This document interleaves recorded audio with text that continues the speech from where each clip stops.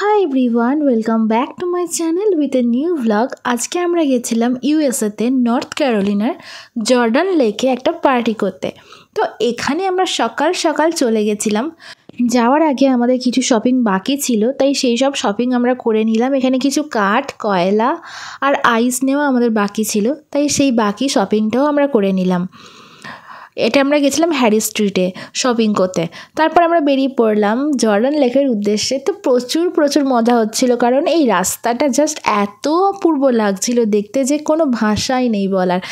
এত সুন্দর চারিদিকটা লাগছিল, পুরো গ্রিনারি। আর আমার যেহেতু একটু শরীর খারাপ, তাই ভয়েস ওভারটা দিতে একটু প্রবলেম হচ্ছে, গলা ভেঙে গেছে। আপনারা বুঝতে পারছেন, কারণ এই জর্ডান লেকে স্নান করে ঠান্ডা লেগে গেছে, কারণ ওখানে জলটা এতটাই ঠান্ডা ছিল।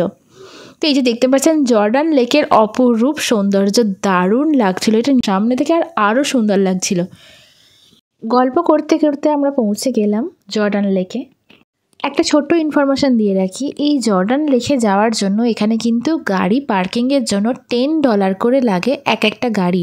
আর এটা কিন্তু আপনারা ক্যাশ অনলি অ্যালাউ। এখানে কোনো ক্রেডিট কার্ড বা কোনো ডেবিট কার্ড কিচ্ছু অ্যালাউ নেই, শুধুমাত্র ক্যাশই এখানে সাপোর্ট করছে। তো আমরা চলে গেলাম সকাল সকাল এখানে গাড়ি পার্কিং করে। তারপরে গিয়ে দেখছি আমরা যে পার্টিটা করব তার জন্য ফার্স্টে আমাদের গ্রিল লাগবে। আর প্রথমে গিয়েই আমরা খুঁজছিলাম গ্রিলের জন্য। আমরা হন্য হয়ে খুঁজছিলাম যে কোথায় ফাঁকা আছে। তখন বাজছিল জাস্ট 11টা।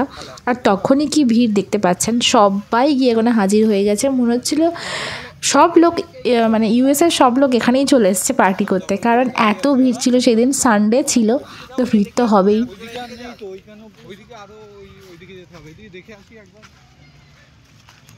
এখানে আসার পর জানলাম যে এই জর্ডান লেকটা নাকি ম্যান মেড।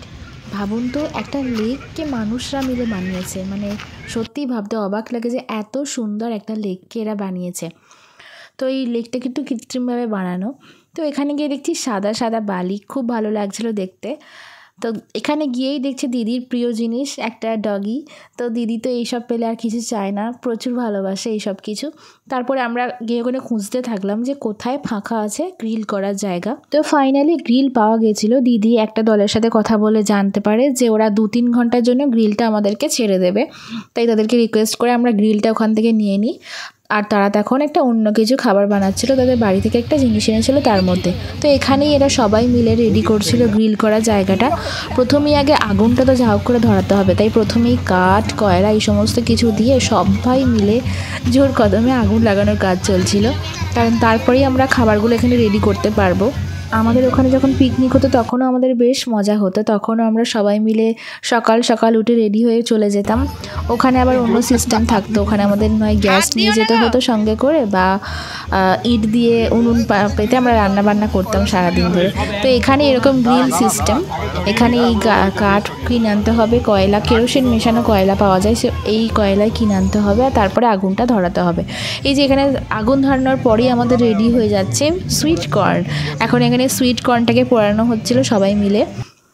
তো এখানে দিদি চিকেনটাকে ওই স্টিকের মধ্যে গাঁথছিল, আর আমরা এখানে ভেজিটেবলগুলো গাঁথছিলাম, যে সমস্ত ভেজিটেবলগুলো ছিল। এখানে দিদি এখন চিকেন গাঁথছে, আর আমরা এখানে ক্যাপসিকামগুলো কেটে রাখছি। রেডি, এই আমাদের ভুট্টা রেডি করা হয়ে গেছে। এই যে বিট নুন, এখন উই আর আপ ফর, এখন সবাই ব্যস্ত। এই যে দাদা এখন আচ্ছা, আপনাদের সবার সাথে আলাপ করিয়ে দিই। আমার বাঁ দিকে রয়েছে কর্নেলিয়া দি, আর ডান দিকে রয়েছে দেবযানী দি। তো বাকি আরও সবার সাথে পরিচয় করাতে থাকছি বাকি ব্লগটাতে। এখানে রয়েছে আমার হাজবেন্ড, যে সুইট কর্নটাকে ঘোরাচ্ছে, আর ওইটা রয়েছে নিখিলেশ দা। আরও এক দাদা আছে, এই যে এটা রয়েছে চিন্ময়দা, এই লাল গেঞ্জি পরে, এই যে এখন বিনুন মাখাচ্ছে সুইট কর্নের মধ্যে। আর এটা হচ্ছে বুম্বাদা, যে টুপি পরে রয়েছে। তো আমাদের এখানে সমস্ত মেম্বারদের সাথে আমি আপনাদের পরিচয় করিয়ে দিলাম। এরপরে রেডি হওয়া চিকেনগুলো আমি গ্রিলের ওপরে দিচ্ছিলাম একটু ভয়ে, কারণ ওটা কিন্তু বিশাল গরম ছিল। তো হাতে করেই দিয়ে দিলাম। দিতে বেশ মজাও লাগছিল। এই প্রথমবার এরকম কোনো মানে পার্টিতে যোগদান করলাম আমরা। মনে হচ্ছে আমরা মানে এরকম প্রথমবার কোনো পিকনিকে যোগদান করলাম আমরা, তো বেশ ভালো লাগছিল।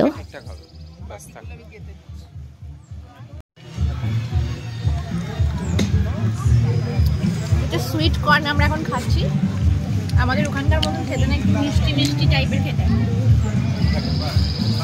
পুরো ব্লগটা দেখতে থাকুন, আশা করি ভালো লাগবে। আমি ছোট ছোট সমস্ত মুহূর্তগুলো আমাদের তুলে ধরছি এই ব্লগটার মধ্যে, চেষ্টা করছি যতটা সম্ভব তুলে ধরার। তো দেখতে থাকুন পুরো ভিডিওটা, আর যারা সাবস্ক্রাইব করেননি অবশ্যই সাবস্ক্রাইব করে দেবেন। কিছু বক্তব্য রাখতে চান সেভ?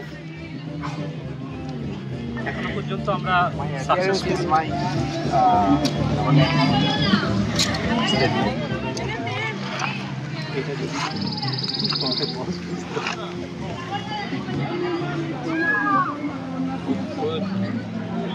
বসের লিঙ্ক করার ফ্রিকোয়েন্সি 1 প্লেটে 3টে তন্দুরি, তার সঙ্গে আনলিমিটেড ভুট্টা।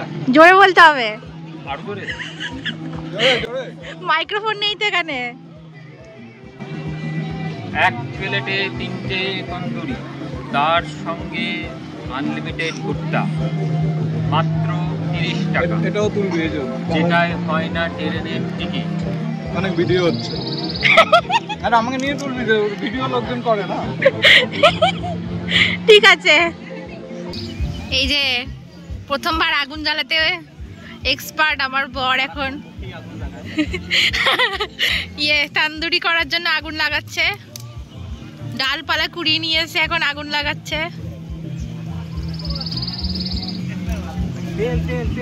তেল তেল ডলার-ট্রির টিকিটও কাটা হয়নি আমাদের এখনো। এই যে দাদা এখন তেল লাগাচ্ছে, অয়েল ব্রাশিং হচ্ছে। আমরা ঘুরে ঘুরে বেড়াচ্ছি, দিদি একা খাটছে এখানে। এই যে বোটিং করছে সবাই এখানে, বিচেতে অনেকে খেলছেও।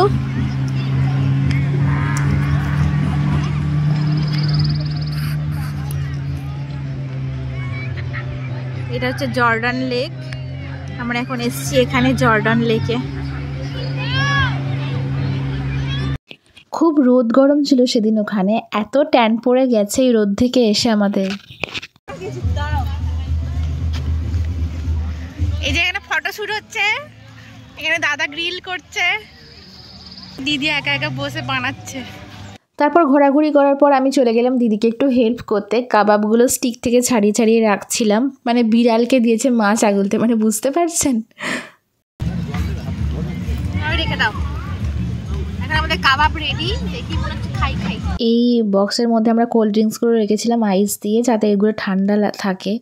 তো এগুলো সারাদিনে মুড়ি মুড়কির মতন ফুরিয়ে যাচ্ছিলো, এত পরিমাণে আমরা খাচ্ছিলাম ওখানে। তো আমরা সবাই এখন এখানে সব কিছু মোটামুটি রেডি করে খেতে বসবো এবার, তাই সব কিছু রেডি করা হচ্ছিল। আর এই যে দেখতে পাচ্ছেন, এটা দিদি বাড়ি থেকে বানিয়ে এনেছে আমাদের জন্য, কারণ এটা করতে এখানে আরও টাইম লেগে যেত। This is chicken tandoori made by Didi. Okay. Okay. এই জায়গাটায় বসে, গাছতলায় বসে খেতে এত ভালো লাগছিল যে কী বলবো। পুরো আমাদের ওই ইন্ডিয়ার ওই স্মৃতির কথা মনে পড়ে যাচ্ছিল। যেমন ওই পয়লা মাঘ বলুন বা 25শে ডিসেম্বর আমরা যেমন পিকনিক করতে যেতাম শীতকাল। দাদা এখানে সবাইকে সার্ভ করে দিচ্ছিল, প্লেটগুলোতে সাজিয়ে দিচ্ছিল সবার খাওয়ার জন্য। তো আমরা সবাই মিলে এখন এখানে খেতে থাকি, আর আপনারা অবশ্যই নিচে কমেন্ট করতে থাকুন যে কেমন লাগছে ভিডিওটা দেখে। আমাদের আজকে মেনুতে ছিল চিকেন তন্দুরি, কাবাব, ভেজিটেবল, কিছু চিপস, আর ছিল সুইট কর্ন আর কোল্ড ড্রিঙ্কস। এগুলোই ছিল আমাদের আজকের মেনুতে। দারুণ হয়েছিল, দারুণ। এগুলো টেস্ট নিয়ে কোনো কথা হবে না। তন্দুরিটাও যত সুন্দর হয়েছিল, কাবাবটাও তত সুন্দর হয়েছিল। কাবাবটা আর ম্যারিনেশনটা বুমবাদা আর দেবজানিদি বাড়িতে বানিয়ে নিয়ে গিয়েছিল, আর তন্দুরিটা বানিয়ে নিয়ে গিয়েছিল কর্নেলিয়া দি আর চিন্ময়দা।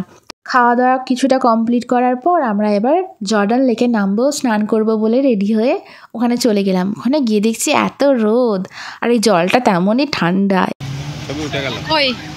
এই যে দূরে দেখতে পাচ্ছেন সবার মাঝে 3 নম্বরের লাইফ জ্যাকেট পরে এটা রয়েছে আমি। আমার ডান দিকে রয়েছে কর্নেলিয়া দি, বাঁ দিকে রয়েছে হাজব্যান্ড, তারপরে রয়েছে নিখিলেশ দা, আর সামনে এই যে দুজন খাবি খাচ্ছে এটা হচ্ছে দেবজানিদি আর বুম্বাদা। দেবজানিদির এত ভয় যে ও পিছনের দিকে যায়নি ভয়ে, একবার গেছিলো তখন আর ক্লিপ নেওয়া হয়নি। আর এই ভিডিও ক্লিপটা আমাকে করে দিয়েছে চিন্ময়দা, কারণ চিন্ময়দা জলেতে অনেকক্ষণ ছিল, তারপরে উঠে গেছে। আর আমাদেরও এটা লাস্ট মোমেন্টে ওঠার আগের ভিডিও। এই যে এত দূর আমরা যেতে পেরেছিলাম কারণ ওখানে একটা হলুদ রঙের পাইপের মতন ছিল যেটা জলে ভাসছিল, ওটার অবধি বর্ডার দেওয়া আছে যে ওই বর্ডার লাইনটা কেউ পার করতে পারবেন না। আর আমরা ওই বর্ডার লাইনটা ধরে ধরেই ওখানে ঝুলছিলাম। ওখানে আমার তো প্রায় এক গলা জল ছিল ওখানে, মানে ওখানে ডুবে যাওয়ার মতন অবস্থা ছিল। তো তারপরে স্নান টান করে নেওয়ার পর আমরা ফ্রেশ হয়ে, ওখানেই চেঞ্জিং রুম ছিল, ওখানেই ফ্রেশ হয়ে আবার রেডি হয়ে চলে এলাম পিকনিকের এখানে অনেক রেডি টু ইট ফুড পাওয়া যায়, তাই আমরা তন্দুরি নানটা নিয়ে গেছিলাম ওখানে জাস্ট একটু গরম করে নিই যাতে ওটার সাথে সাথে খাওয়া যায়। তো স্নান টান করে এসে আমাদের খুব খিদে পেয়ে গেছিলো, তাই আমরা সব কিছু রেডি করে আবার নিয়ে বসে পড়লাম খেতে। এখনো স্টিকারটা তুললে না ডলার ট্রি? ওই তো অয়েলিং ব্রাশটা।